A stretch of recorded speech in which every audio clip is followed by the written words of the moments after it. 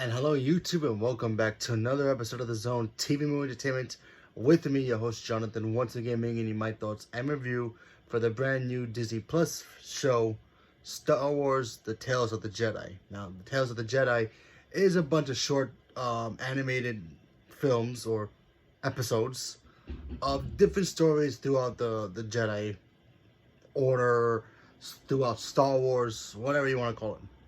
Now, I'm going to divide this into 3 episodes each. So, one video for 3 episodes. And then part 2 will be the rest of the episodes. There's only 6 episodes.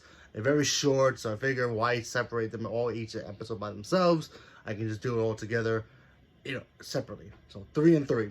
So, let's talk about episodes 1 through 3. Because honestly, I think the first 3 episodes were pretty interesting. Especially the second 2 episodes.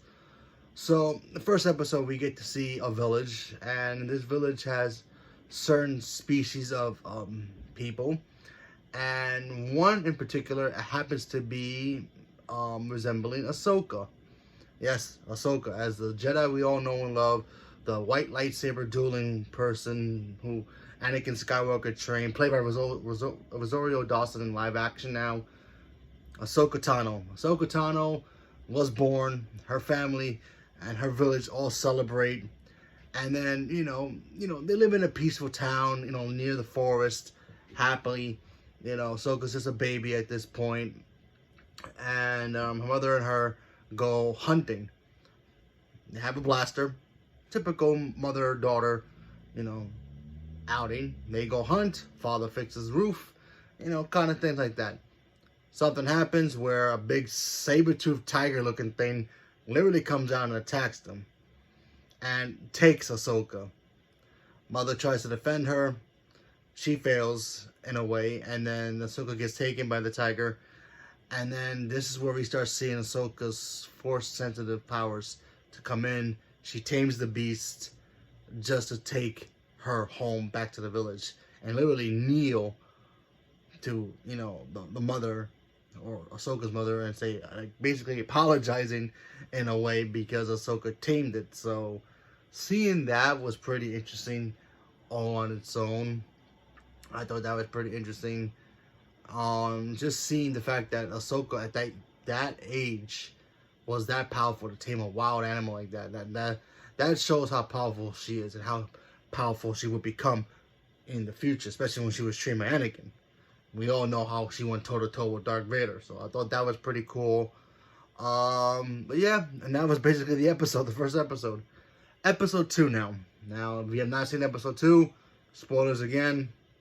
In episode 2, we get to meet a young Qui-Gon Jinn with his master, Count Dooku. Yeah, Dooku was a Jedi back in the day, if you don't remember that. And he trained Qui-Gon. And this was the time when Dooku was a good guy, a little rough around the edges, but still a good guy. He's very, how can I put this? High-strung when it comes to being a Jedi.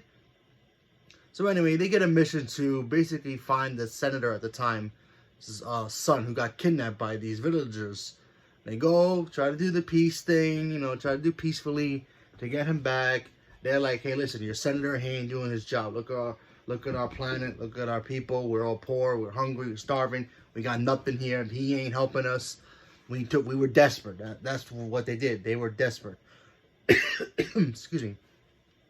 So they were desperate. Okay, makes sense. So Dooku's like, you shouldn't just complain. You shouldn't had a vote for a new senator and all this went away.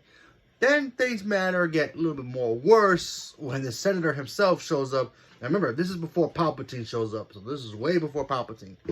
Because this is when Dooku was a good guy. Because you can tell, because he's carrying a blue lightsaber. But his blue lightsaber is in the same hilt that he always carries. The red one. The red, the cane-looking hilt lightsaber thing that he has. Which, by the way, very cool in both colors. Blue and red. So my hat off to Dooku if I had a hat on, but you know what I mean. That was cool. Seeing Dooku just throw down as a Jedi, that was fun to see. I would like to see more about that, but like I said, these are shorts, so. And he gets to a point when he starts seeing the villagers get attacked, and they just basically trying to defend themselves. When their senator, it's like seeing the mayor go up against, the people that he's supposed to protect and just attack them. He sees that, and he kind of snaps. He gets to the point where he's blocking the shots, and he grabs the senator by the neck and he starts choking him with the force choke.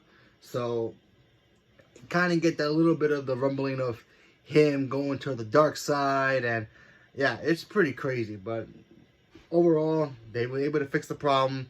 The senator apologized. His son apologized for them when they let him go, and he says he'll try to fix everything, and then it just ends right there. So that was episode 2. Now episode 3. Spoilers again. Now in this episode, we get to see Dooku again, but this time he's investigating with Mace Windu.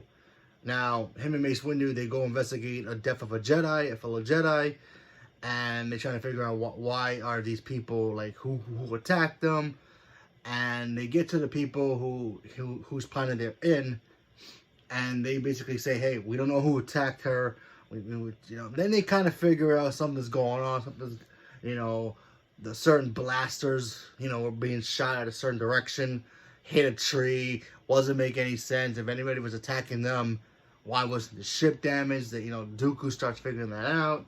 Then he figure out, hey, you guys were the ones who attacked.